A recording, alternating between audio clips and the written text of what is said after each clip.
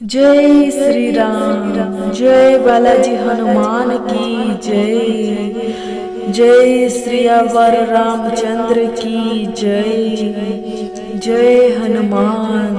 प्रिय दर्शक बंधु, प्रभु हनुमान महाराजंकर किछि एमिति चमत्कारी मंत्र अछि ଯାହାର ଜପ କରିଲେ ସବୁ ସଂକଟ ଏବଂ ଶତ୍ରୁମାନେ ବି ଆପଣଙ୍କ ପାଖ ମାଡ଼ିବେନି।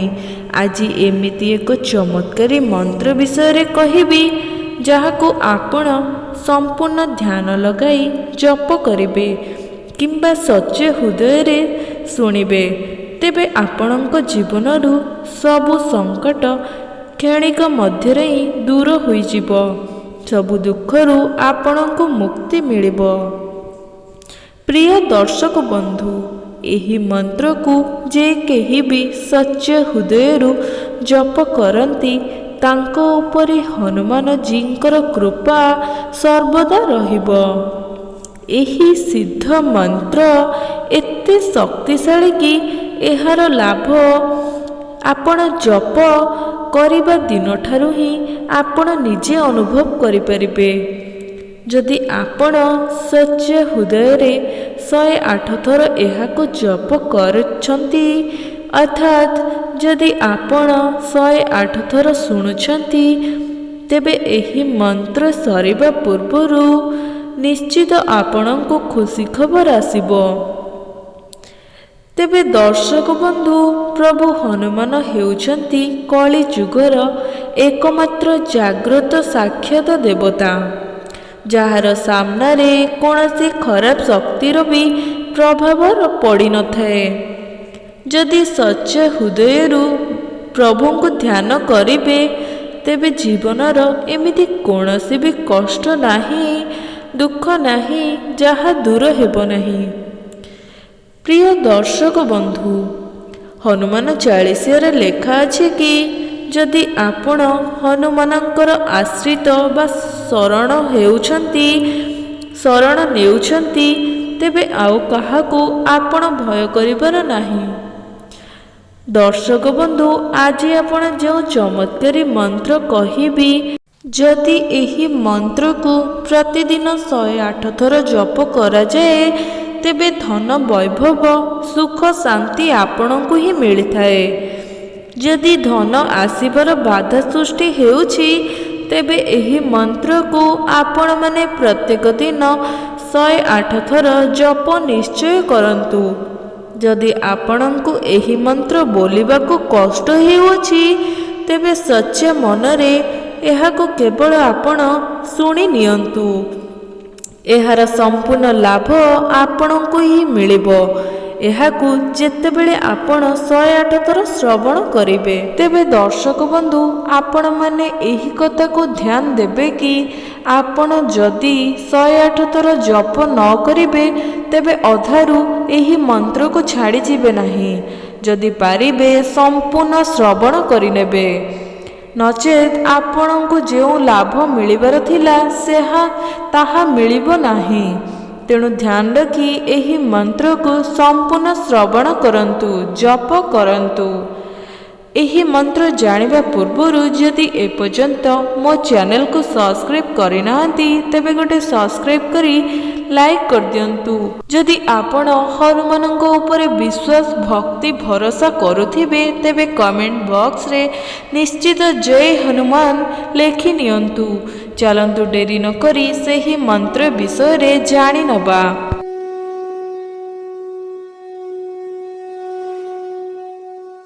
मनोजवं मारुततुल्यवेगं जितेन्द्रियं बुद्धिमतावरिष्ठं वातात्मजं वानरयूथमुख्यं श्रीरामदूतं शरणं प्रपद्ये। मनोजवं मारुततुल्यवेगं जितेन्द्रियं बुद्धिमतावरिष्ठं वातात्मजं वानरयूथमुख्यं दूतं शरणं प्रपद्ये। मनोजवं मारुततुल्यवेगं जितेन्द्रियं बुद्धिमतां वरिष्ठं वातात्मजं वानरयूथमुख्यं श्रीरामदूतं शरणं प्रपद्ये। मनोजवं मारुततुल्यवेगं जितेन्द्रियं बुद्धिमतां वरिष्ठं वातात्मजं वानरयूथमुख्यं श्रीरामदूतं शरणं प्रपद्ये। मनोजवं मारुततुल्यवेगं जितेन्द्रियं बुद्धिमतां वरिष्ठं वातात्मजं वानरयूथमुख्यं श्रीरामदूतं शरणं प्रपद्ये। मनोजवं मारुततुल्यवेगं जितेन्द्रियं बुद्धिमतां वरिष्ठं वातात्मजं वानरयूथमुख्यं श्रीरामदूतं शरणं प्रपद्ये। मनोजवं मारुततुल्यवेगं जितेन्द्रियं बुद्धिमतां वरिष्ठं वातात्मजं वानरयूथमुख्यं श्रीरामदूतं शरणं प्रपद्ये। मनोजवं मारुततुल्यवेगं जितेन्द्रियं बुद्धिमतां वरिष्ठं वातात्मजं वानरयूथमुख्यं श्रीरामदूतं शरणं प्रपद्ये। मनोजवं मारुततुल्यवेगं जितेन्द्रियं बुद्धिमतां वरिष्ठं वातात्मजं वानरयूथमुख्यं श्रीरामदूतं शरणं प्रपद्ये। मनोजवं मारुततुल्यवेगं जितेन्द्रियं बुद्धिमतां वरिष्ठं वातात्मजं वानरयूथमुख्यं श्रीरामदूतं शरणं प्रपद्ये। मनोजवं मारुततुल्यवेगं जितेन्द्रियं बुद्धिमतां वरिष्ठं वातात्मजं वानरयूथमुख्यं श्रीरामदूतं शरणं प्रपद्ये। मनोजवं मारुततुल्यवेगं जितेन्द्रियं बुद्धिमतां वरिष्ठं वातात्मजं वानरयूथमुख्यं श्रीरामदूतं शरणं प्रपद्ये। मनोजवं मारुततुल्यवेगं जितेन्द्रियं बुद्धिमतां वरिष्ठं वातात्मजं वानरयूथमुख्यं श्रीरामदूतं शरणं प्रपद्ये। मनोजवं मारुततुल्यवेगं जितेन्द्रियं बुद्धिमतां वरिष्ठं वातात्मजं वानरयूथमुख्यं श्रीरामदूतं शरणं प्रपद्ये। मनोजवं मारुततुल्यवेगं जितेन्द्रियं बुद्धिमतां वरिष्ठं वातात्मजं वानरयूथमुख्यं श्रीरामदूतं शरणं प्रपद्ये। मनोजवं मारुततुल्यवेगं जितेन्द्रियं बुद्धिमतां वरिष्ठं वातात्मजं वानरयूथमुख्यं श्रीरामदूतं शरणं प्रपद्ये। मनोजवं मारुततुल्यवेगं जितेन्द्रियं बुद्धिमतां वरिष्ठं वातात्मजं वानरयूथमुख्यं श्रीरामदूतं शरणं प्रपद्ये। मनोजवं मारुततुल्यवेगं जितेन्द्रियं बुद्धिमतां वरिष्ठं वातात्मजं वानरयूथमुख्यं श्रीरामदूतं शरणं प्रपद्ये। मनोजवं मारुततुल्यवेगं जितेन्द्रियं बुद्धिमतां वरिष्ठं वातात्मजं वानरयूथमुख्यं श्रीरामदूतं शरणं प्रपद्ये। मनोजवं मारुततुल्यवेगं जितेन्द्रियं बुद्धिमतां वरिष्ठं वातात्मजं वानरयूथमुख्यं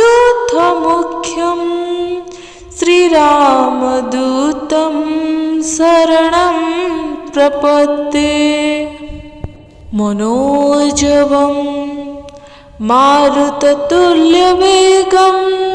जितेन्द्रियं बुद्धिमतां वरिष्ठं वातात्मजं वानरयूथमुख्यं श्रीरामदूतं शरणं प्रपद्ये। मनोजवं मारुततुल्यवेगं जितेन्द्रियं बुद्धिमतां वरिष्ठं वातात्मजं वानरयूथमुख्यं श्रीरामदूतं शरणं प्रपद्ये। मनोजवं मारुततुल्यवेगं जितेन्द्रियं बुद्धिमतां वरिष्ठं वातात्मजं वानरयूथमुख्यं श्रीरामदूतं शरणं प्रपद्ये। मनोजवं मारुततुल्यवेगं जितेन्द्रियं बुद्धिमतां वरिष्ठं वातात्मजं वानरयूथमुख्यं श्रीरामदूतं शरणं प्रपद्ये। मनोजवं मारुततुल्यवेगं जितेन्द्रियं बुद्धिमतावरिष्ठं वातात्मजं वानरयूथमुख्यं श्रीरामदूतं शरणं प्रपद्ये। मनोजवं मारुततुल्यवेगं जितेन्द्रियं बुद्धिमतावरिष्ठं वातात्मजं वानरयूथमुख्यं श्रीरामदूतं शरणं प्रपद्ये। मनोजवं मारुततुल्यवेगं जितेन्द्रियं बुद्धिमतावरिष्ठं वातात्मजं वानरयूथमुख्यं श्रीरामदूतं शरणं प्रपद्ये। मनोजवं मारुततुल्यवेगं जितेन्द्रियं बुद्धिमतावरिष्ठं वातात्मजं वानरयूथमुख्यं श्रीरामदूतं शरणं प्रपद्ये। मनोजवं मारुततुल्यवेगं जितेन्द्रियं बुद्धिमतावरिष्ठं वातात्मजं वानरयूथमुख्यं श्रीरामदूतं शरणं प्रपद्ये। मनोजवं मारुततुल्यवेगं जितेन्द्रियं बुद्धिमतावरिष्ठं वातात्मजं वानरयूथमुख्यं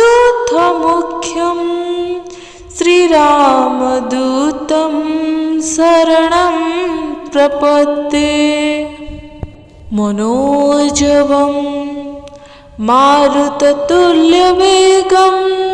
जितेन्द्रियं बुद्धिमतावरिष्ठं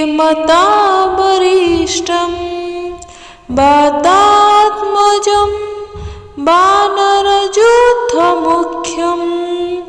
श्रीरामदूतं शरणं प्रपद्ये। मनोजवं मारुततुल्यवेगं जितेन्द्रियं बुद्धिमतावरिष्ठं वातात्मजं वानरयूथमुख्यं श्रीरामदूतं शरणं प्रपद्ये। मनोजवं मारुततुल्यवेगं जितेन्द्रियं बुद्धिमतावरिष्ठं वातात्मजं वानरयूथमुख्यं श्रीरामदूतं शरणं प्रपद्ये। मनोजवं मारुततुल्यवेगं जितेन्द्रियं बुद्धिमतावरिष्ठं वातात्मजं वानरयूथमुख्यं श्रीरामदूतं शरणं प्रपद्ये। मनोजवं मारुततुल्यवेगं जितेन्द्रियं बुद्धिमतावरिष्ठं वातात्मजं वानरयूथमुख्यं श्रीरामदूतं शरणं प्रपद्ये। मनोजवं मारुततुल्यवेगं जितेन्द्रियं बुद्धिमतावरिष्ठं वातात्मजं वानरयूथमुख्यं श्रीरामदूतं शरणं प्रपद्ये। मनोजवं मारुततुल्यवेगं जितेन्द्रियं बुद्धिमतावरिष्ठं वातात्मजं वानरयूथमुख्यं श्रीरामदूतं शरणं प्रपद्ये। मनोजवं मारुततुल्यवेगं जितेन्द्रियं बुद्धिमतावरिष्ठं वातात्मजं वानरयूथमुख्यं श्रीरामदूतं शरणं प्रपद्ये। मनोजवं मारुततुल्यवेगं जितेन्द्रियं बुद्धिमतावरिष्ठं वातात्मजं वानरयूथमुख्यं श्रीरामदूतं शरणं प्रपद्ये। मनोजवं मारुततुल्यवेगं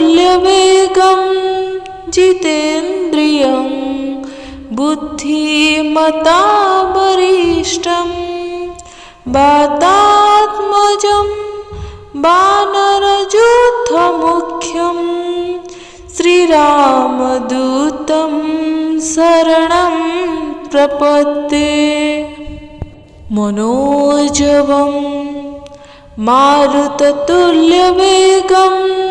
जितेन्द्रियं बुद्धिमतावरिष्ठं